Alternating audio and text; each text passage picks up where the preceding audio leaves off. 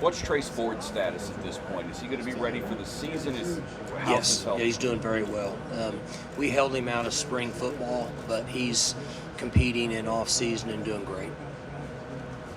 Malcolm just mentioned Colin Oliver's a guy that's kind of developed to a point where maybe he gets some minutes this year. Do you see that out of the true freshman?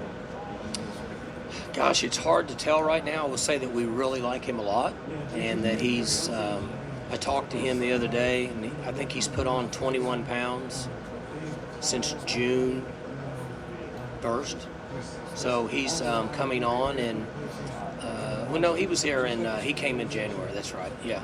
So I think he's 21 pounds up, and he's looks like a pass rusher. How he'll hold up in August practices, and we don't know. But I know that I'm excited that he's part of our team. He was a really good get for us. Kind of going along with both of those guys, how important is it for you to have that speed on the line as well as having guys like Ozzie and Samuel over the side, Right. and matching that at the same time? The game has changed considerably, and part of it you got to have guys who can rush the quarterback. Offenses have become so fundamentally sound in throwing the football. Quarterbacks are better than they ever have been with the increasing 7-on-7 for young players over the last 6 to 8 years, and these young 14, 15, 16, 17-year-old kids are competing in 7-ons, and they're way more advanced than we ever were. And if you don't get to them and put pressure on, it makes for a long day. Spencer talked about how patient you have been with him, and your patience as a coach. With him specifically, how patient did you have to be with helping him work through some of those emotional issues that you said early on in terms of getting to? Yeah, well, Spencer is very athletic, very competitive, and very driven, as we all know. Just watch him on game day. He needed to learn to control his emotions, which is common. I'd rather pull that dog out of the fight than have to kick it and make it go in.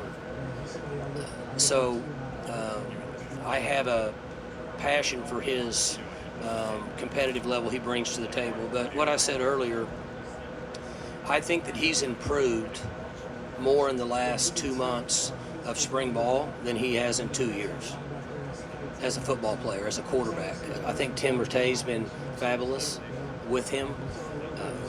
He's matured. He's learned some patience. He's learned to calm down. Learned he can't make a play every time. The defense gets a chance to make play too, right? They get a pregame meal and they're on scholarship.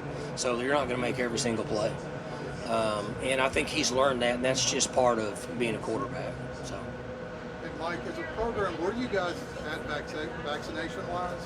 What's the message to your guys, knowing that those that are vaccinated don't have to go through testing and all that? It's a decision that an individual has to make. So I think we're at 55%. That was 6 weeks ago, so I don't know where we're at now. But as an individual, they have to make a decision if that's something they want to do. We all know the pros and cons of it.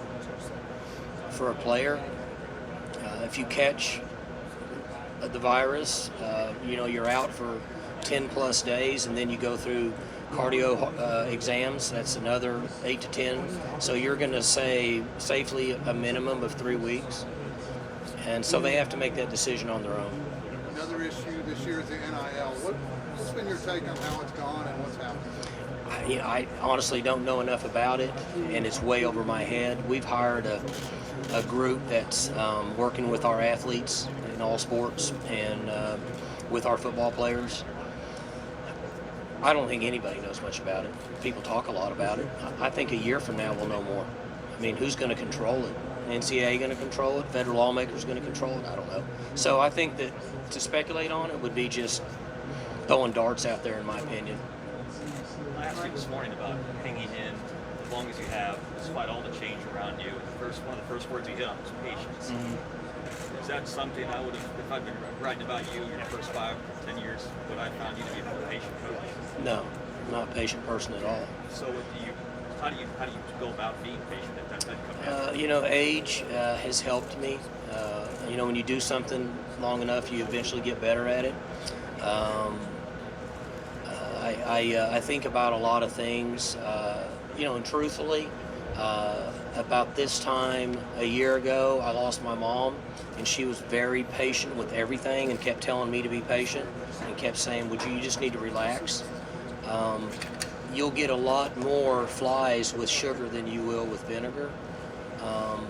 And I never knew that until I would sit back and think about some of the things that she was trying to instill in me as a parent. But she was so soft-spoken and so easygoing that I guess I didn't do a good enough job of listening, and so that's helped. To be real honest with you, I've started to reflect back on that, and I should have listened to her earlier, but I guess better now than never. You see this